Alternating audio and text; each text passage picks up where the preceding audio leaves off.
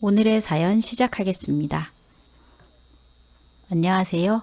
최근에 사연에 흥미를 갖기 시작한 25세 직딩녀입니다. 언제나 눈팅만 했는데 저의 고충을 이곳에서라도 나누고자 글을 써봅니다. 대학 졸업 후 생산직 공장에 다녔지만 휴일이 없는 회사라 지쳐서 그만둔 후 작년에 대기업 사무직으로 새롭게 취직했습니다. 사무실 분위기도 좋고 남녀 인원이 비슷비슷해서 러브라인도 꽤 있는 것 같았습니다.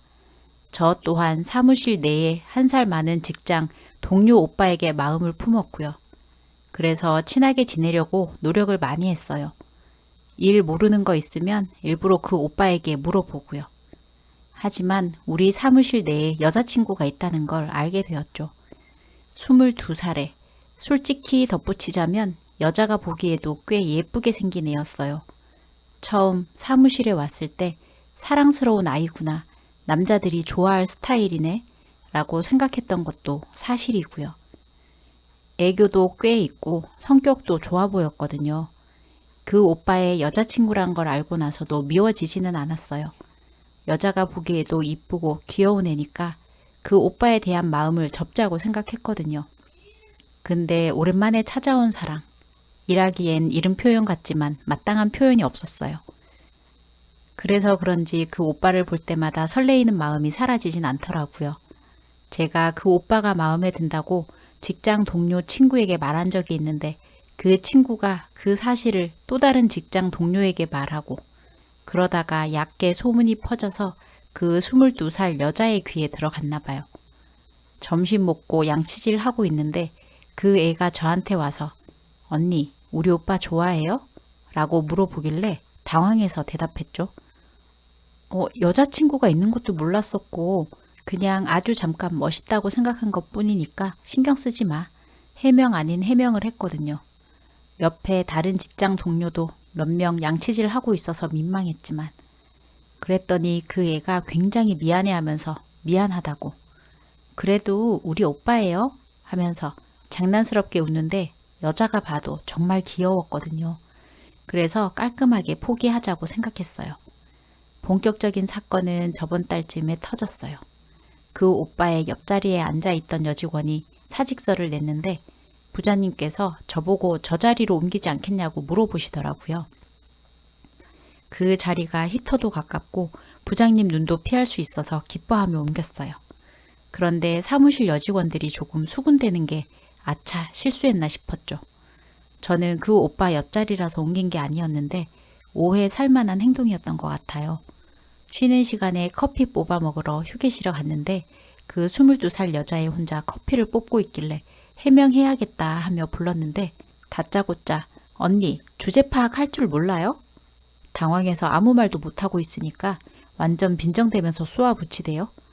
처음에 제가 자기 남자친구한테 관심 있다는 소문 들었을 때 못생겨서 신경도 안 썼는데 오늘 자리 옮긴다고 좋아 죽으려 하는 거 보니까 짜증난다고 거슬린다고 그러더군요. 진짜 말이 안 나오더라고요.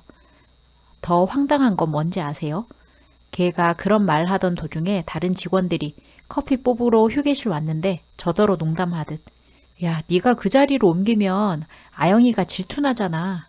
이런 식으로 말했는데 그 여자애가 저랑 둘이 있을 때랑 달리 태도 싹 바꾸면서 그 직원에게 에이, 그 자리가 부장님 자리랑 멀잖아요. 정말.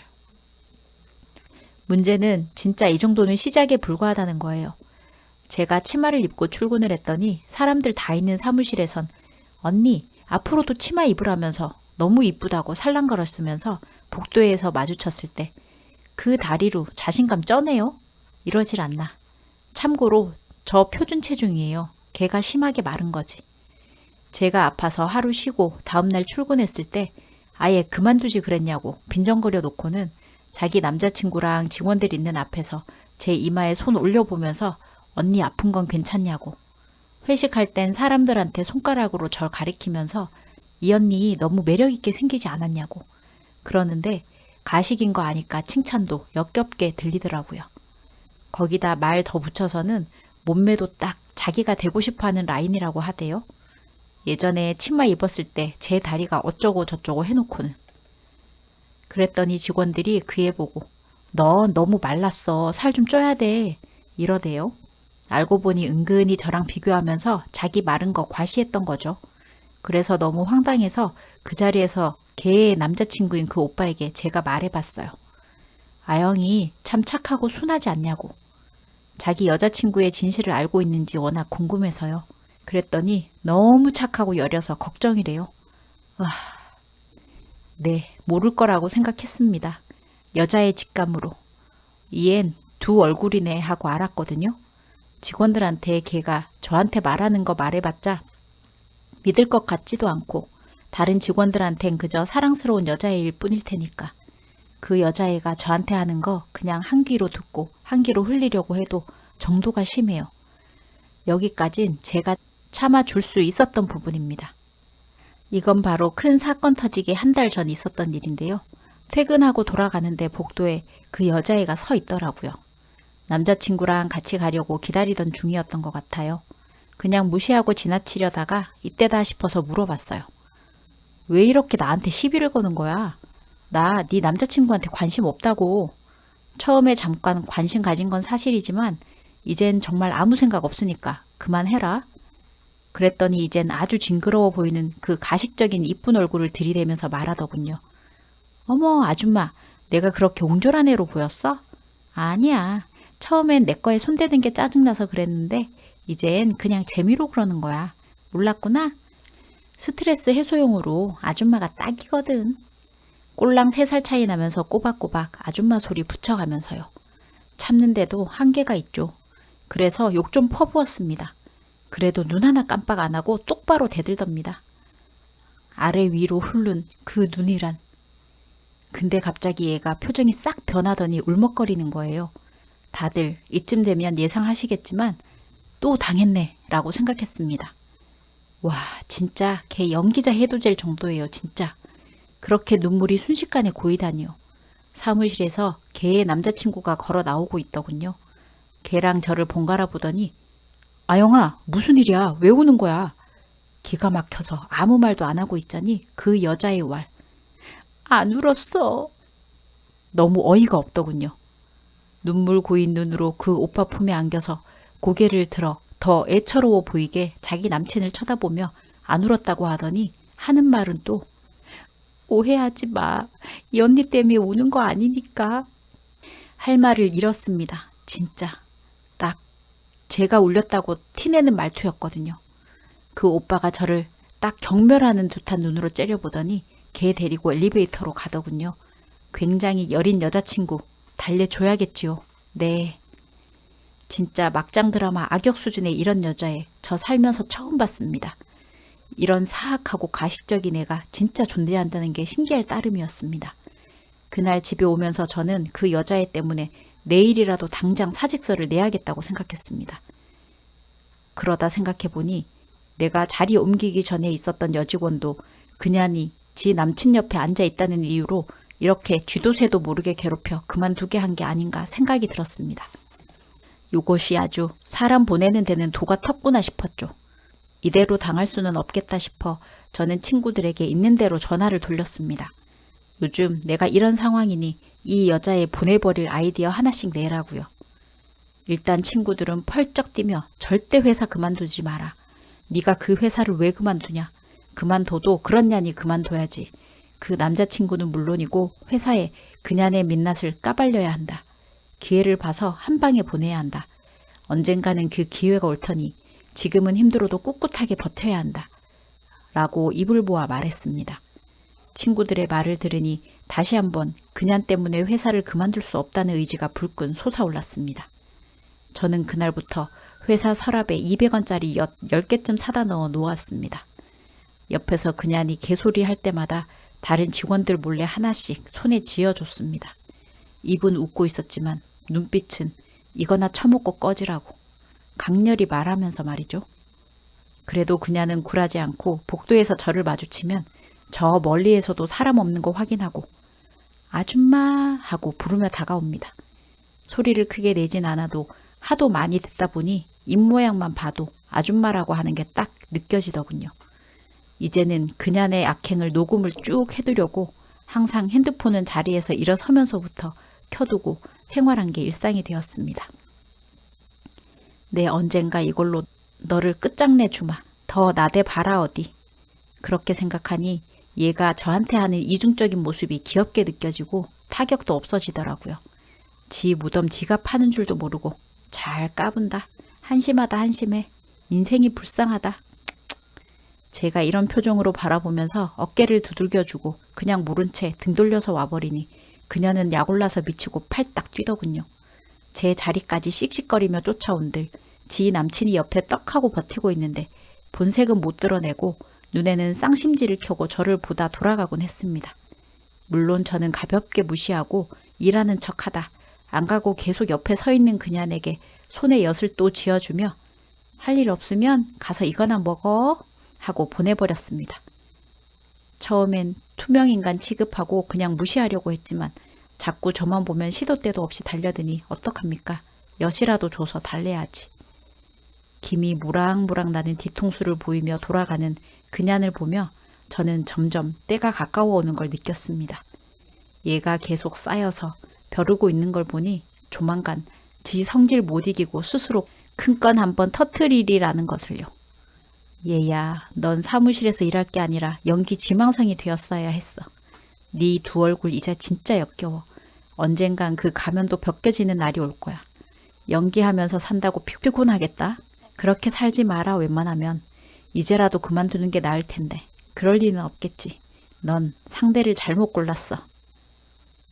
그러던 어느 날 부장님이 저와 그 애의 남친에게 회의 준비하는 것 좀 도와달라고 했습니다. 하필이면 부장님 눈에 띄어서는. 저는 그 남자와 또 얽혀서 좋을 건 없는데 싶었지만 그렇다고 또 제가 굳이 피할 이유도 없다 싶어 알겠다고 하고 셋이 같이 회의실에 들어갈 자료를 수집하고 출력했습니다. 주로 부장님이 이 자료를 준비하라고 하면 그 남자가 정리해서 저한테 한 부 출력해주면 제가 그 서류를 몇십 부씩 복사하고 정리도 하며 오전 내내 분주하게 움직였습니다. 준비할 게 많아 점심시간을 훌쩍 넘긴 시간에야 겨우 식사를 하러 나설 수 있었습니다. 부장님이 급한 건 다 끝났고 전체 회의는 다음 주 월요일이니 오후에는 점심 먹고 좀 느긋하게 세팅해 주다고 하길래 그제야 한숨 돌렸어요. 부장님은 오전 내내 고생했으니 점심 같이 하자며 우리 둘을 데리고 중국집으로 갔고 그냥 홀이 아닌 룸으로 들어섰습니다. 오, 룸이라면 코스 요리라도 시켜주시려나? 내심 기대를 했던 저는 나오는 요리를 보고 그냥 웃음이 나왔습니다. 그냥 짜장면과 탕수육 시키시더군요. 그래도 저는 짜장면과 탕수육을 씹으니 부장님 일 도우는 것도 나쁘지 않다는 생각이 들더군요.